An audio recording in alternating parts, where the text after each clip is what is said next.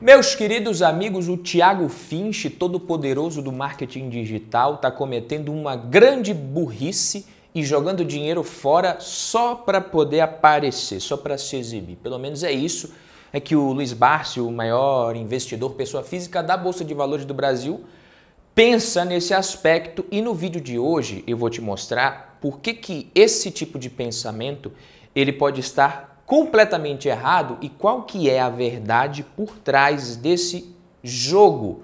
E essa verdade é que pode te deixar muito surpreso, inclusive. Quem já é de casa, quem já acompanha o canal, deixa o like aqui. Se é a sua primeira vez, seja muito bem-vindo. Eu sou o Badu Vieira, especialista em investimentos, para mais um vídeo do Valor em Ação. Se você acompanha o Thiago Finch, você deve ter visto que ele está morando numa mansão avaliada em 65 milhões de dólares em Hollywood, naquele mesmo bairro do Tio Phil, em Um Maluco no Pedaço. Não sei se você chegou a acompanhar esse seriado, eu gostava muito, mas é naquele mesmo bairro ali em Bel Air. A casa é um absurdo, a casa, para você andar de um lado a outro da casa, você gasta 7 minutos de caminhada, papai. É um absurdo realmente o tamanho daquela casa. O brasileiro, o que o brasileiro gosta de fazer de lazer no final de semana? Você gosta de ir no cinema? Na casa tem cinema. Você gosta de sair para jogar um boliche? Tem boliche. Tem quadra de tênis. Tem uma piscina que é um absurdo. Na verdade, eu acho que dá para você passar ali uns 6 meses brincando naquela casa sem necessidade nenhuma de você precisar se deslocar aos finais de semana, se o seu objetivo for lazer. Só para você ter uma ideia, no quarto do cara parece que tem uma televisão imensa. Se ele virar de lado, tem outra televisão na parede passando a mesma coisa. Se ele for no banheiro, na suíte, tem televisão passando a mesma coisa no banheiro. Se ele vai na banheira ali, tem outra televisão. Então são 4 televisões ao mesmo tempo, ligadas se ele quiser, passando a mesma coisa, só para ele não precisar ficar dando pause. Então realmente a casa é um absurdo. Tem o Ruiter também, se eu não me engano, outro digital influencer que é conhecido por um estilo de vida um pouco mais extravagante, que eu acho que mora lá também em Los Angeles, numa casa avaliada em dezenas de milhões de dólares e gasta mais de 200 mil dólares por mês para morar nela, o que dá mais de R$1 milhão em despesas mensais com moradia. E é bem provável que nenhum deles seja bilionário como o Barsi ainda. E aqui eu estou falando de ser bilionário com liquidez, de ter esse dinheiro na conta se quiser. Porque o Barsi ele tem esse patrimônio investido no mercado financeiro, bilhões de reais, mas que tem muita liquidez. Se ele quiser, ele pode transformar isso em bilhões de reais, em dinheiro na sua conta de fato, e não em participações nessas empresas. Mas provavelmente o Finch, ele ainda não tem essa grana na conta e os negócios dele, apesar de provavelmente valerem muito, gerarem muito dinheiro, não devem ter essa liquidez em termos de valuation, market cap. Por outro lado, o Luiz Barsi ele vive num condomínio no Tatuapé, um bairro de classe média na zona leste de São Paulo. Tem um carro que é bem simples até, se você for ver, o cara é bilionário, ele poderia ter o carro que ele quisesse. E essa galera do marketing digital tem um monte de carrões, não tem um só. A galera tem 1, 2, 3, 4, 5, 6 carros, e eu não posso falar por todos, mas pelo menos no caso do Thiago Finch eu posso falar que ele conquistou tudo isso com o seu trabalho de fato. Antes de começar a aparecer no marketing digital, antes de colocar a cara, ele já tinha ganhado muito dinheiro, já tinha ficado muito rico realmente. Então é um cara que faz o que ele quiser, tem esses carros, tem esse estilo de vida. Isso faz muita gente questionar, por que o investidor mais rico do Brasil vive numa casa mais simples, enquanto esses influenciadores moram em mansões de luxo, com um monte de carros na garagem. E você sabe que eu não sou de ficar julgando. Eu sempre deixo claro aqui, quando eu falo sobre esse tipo de assunto, que quando a gente fala de dinheiro, o dinheiro é seu, você faz com ele o que você bem entender. Então, se você cuida bem do seu dinheiro, ele acaba atraindo mais amiguinhos para o seu bolso e vem morar com ele. Por outro lado, se você não cuida bem do seu dinheiro, ele vai acabar no bolso de outra pessoa que sabe cuidar do dinheiro dela. Então você tem o direito de pensar diferente. Então, por exemplo, se eu estivesse, pode pensar isso, se eu estivesse no lugar do Thiago Finch, provavelmente eu não gastaria tanto com uma mansão tão grande, e não manteria tantos carros na garagem, até porque o cara nem usa, parece que ele se diverte mais com aquela motinha elétrica do que com todos aqueles carros, porque ele trabalha muito, fica em casa, mas enfim, isso é irrelevante porque Mesmo se você estiver certo na sua argumentação, o dinheiro ainda é dele e ele faz o que ele bem entender com esse dinheiro. Só que o problema ele surge quando a gente lança um questionamento mais racional sobre esse tipo de afirmação. Para um anônimo, um estilo de vida de ostentação pode parecer simplesmente consumismo e exibicionismo, certo? Continua valendo aqui a máxima de que o dinheiro é da pessoa, cada um faz o que quiser com o seu próprio dinheiro. No entanto, eu sei, você afirmar que é estupidez gastar dinheiro dessa forma, isso é aceitável, né? Especialmente porque estudos já mostraram que esse luxo excessivo e consumismo demais, isso não traz mais realização, felicidade, depois que a pessoa alcança um certo patamar de riqueza. Então não dá, você não se sente mais realizado, é um consumismo que vai te gerar um prazer imediato e você vai ter que consumir depois.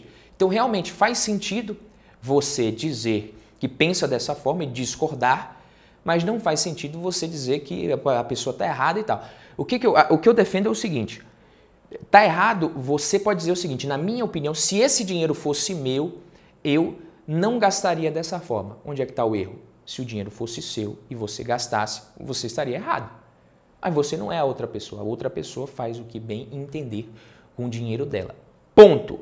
Só que agora, quando a gente está falando aqui de uma figura pública que utiliza a sua imagem no marketing digital para ganhar dinheiro de várias formas, você rotular esse estilo de vida como puro consumismo e exibicionismo e dizer que isso é burrice, por si só, isso já é o maior exemplo de burrice, você falar isso. Porque à primeira vista pode parecer ostentação. Se você olha mais de perto, você vai dizer que é ostentação só para vender curso, e eu também achava isso, mas só que eu te garanto que o buraco ele é mais embaixo, eu vou te falar aqui. Essas casas e carros do Thiago Finch, isso não passa de um personagem que amplifica as características pessoais que ele já tem para vender mais. E para vender esse estilo de vida, eles precisam viver esse estilo de vida. Por isso que ele quis morar em Los Angeles, porque é o lugar construído no imaginário brasileiro, né, das estrelas, que é construído durante anos, tanto pela mídia quanto pelo próprio cinema. E é algo que ele já deixou claro no seu perfil há anos. Há anos ele vem falando do quanto que ele gosta do cinema, da sua inclinação, do seu sonho de ser ator. Isso tudo vai martelando ali na audiência e do nada, pá, o cara aparece numa mansão de 65 milhões de dólares em Hollywood. Vocês estão achando que isso aqui é consumismo? Isso aqui é marketing puro. Da mesma forma que Itaú e CIMED estão pagando milhões para aparecer lá no show da Madonna e alcançarem mais gente e reforçarem a sua marca, esses caras gastam milhões em casas e carros, estilo de vida para aumentar o seu alcance e baixar o seu custo de aquisição de clientes, mesmo gastando tanto dinheiro. Então, quanto mais impressionante for a vida deles, mais visualizações, mais engajamento, mais clientes e mais clientes significa mais dinheiro. Então, o grande erro da maioria das pessoas é analisar a pessoa quando, na verdade, elas precisam analisar esses caras como empresas e ver esses gastos, né, como custos e despesas dentro de um orçamento geral e principalmente dentro de um orçamento de marketing. E é aqui que vai a pedrada agora. A pedrada, antes de falar da pedrada, eu vou falar o seguinte, talvez esses caras, se eles ganhassem dinheiro com outra coisa e não precisassem aparecer, talvez eles nem tivessem esse estilo de vida tão de ostentação assim, tão luxuoso assim. Talvez eles tivessem uma vida mais simples, né? Uma vida muito boa, mas não precisava ser tanta coisa assim. Mas a pedrada vai agora aqui, ó. Esse lifestyle vendido nas redes sociais, isso fala muito mais sobre os seguidores, sobre quem acompanha o conteúdo, do que sobre os criadores de conteúdo. A verdade é essa, querendo ou não, isso vende, é o tal do sexy Canva lá, dos pecados capitais, daquele cara lá que eu esqueci o nome agora. Eu esqueci o nome porque ele não tem um marketing talvez tão forte quanto o do Thiago Finch, quanto o desses caras. Então é o seguinte, se minimalismo, se vida simples, se morar numa casinha simples, humilde na montanha, se isso vendesse mais, você pode ter certeza que esses caras estariam talvez fazendo isso. Então isso fala muito mais sobre quem acompanha, sobre as pessoas que seguem, os seguidores, do que sobre os próprios criadores de conteúdo, em muitos casos. Então a própria pessoa que critica, ela está lá acompanhando só por causa daquele estilo de vida. Então é doído, é doloroso para muita gente reconhecer isso, mas a pessoa que ela não pode ter um carro de 200 mil, ela pode ter um de 70 mil, mas ela vai lá e dá de entrada e financia o de 200 mil. Ela não pode ter uma casa de 1 milhão, uma cobertura de 1 milhão. Ela pode ter uma casa de 350 mil, mas ela dá a entrada e financia de 1 milhão. Daqui a pouco ela está toda endividada, perde o emprego. Essa pessoa sim foi burra. É aquele cara que ganha pouco, tem um iPhone 15, um tênis de 1.200, copo Stanley na mão, um Heineken, né? E não tem 10 mil na conta. Essa pessoa é burra e ostenta muito mais que o Thiago Finch numa mansão de 65 milhões de dólares. Eu vou fazer um cálculo comparativo aqui, se a gente fizer, na verdade eu já fiz esse cálculo, mas colocando aqui 300 mil dólares por mês de aluguel da mansão, o que daria mais ou menos 20 milhões de reais por ano, jogando alto aqui. E vamos supor que com mais 30 milhões ele fecha o seu orçamento anual em 50 milhões em 2024. Se você pegar 50 milhões e investir durante um ano na renda fixa, no Tesouro Selic, e isso vai render 10% mais ou menos esse ano. Nem vou colocar taxa nem imposto aqui. Então esses 50 milhões virariam 55 milhões, tá? Investido durante um ano na renda fixa. É ruim? Não, pô. 50, não fez porra nenhuma, não fez nada. 50 milhões virou 55 milhões. Não é tão ruim. Se eu investir na rentabilidade média do Ibovespa, na Bolsa de Valores do ano passado, considerando que você vai ter de novo quase 23% de rentabilidade esse ano, então esses 50 milhões virariam mais de 60 milhões. Também não seria ruim. É claro, é óbvio que não é porque a Bolsa rendeu 23% ano passado que isso vai se repetir esse ano. Estou dando um exemplo aqui, tá? Para a gente comparar as possibilidades de retorno nas variadas classes de ativo. Mas se ele investisse isso no seu próprio lançamento e faturasse 128 milhões de reais, a gente estaria falando de um retorno muito maior. Certo ou errado?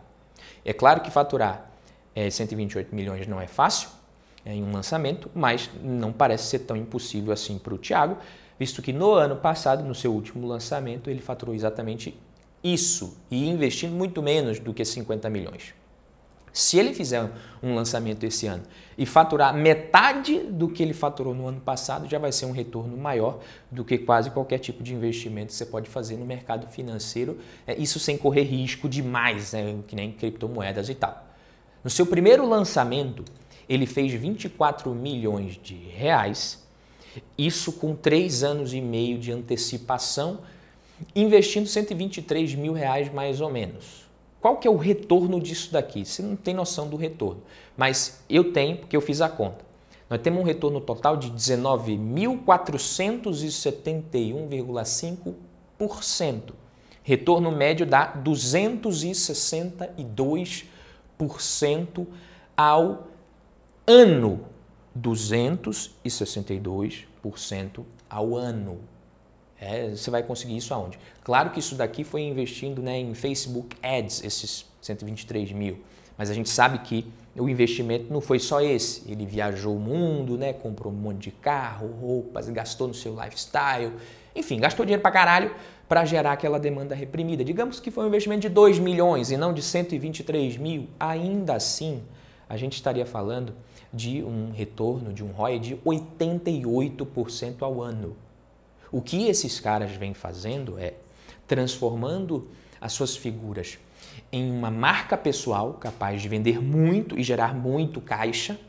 Esse caixa, o que é que eles fazem? Eles reinvestem na sua própria marca pessoal para continuar vendendo cada vez mais.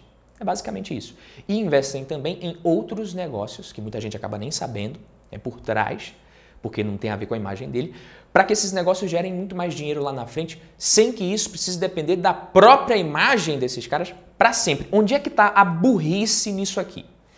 Pelo menos na minha opinião, a burrice só existe em quem acha que fazer isso é burrice. Então muita gente pensa que o Barsi ele é muito mais rico e mesmo assim ele aproveita menos o seu dinheiro, porque ele não gasta, porque ele não ostenta. Mas cada um tem sua régua.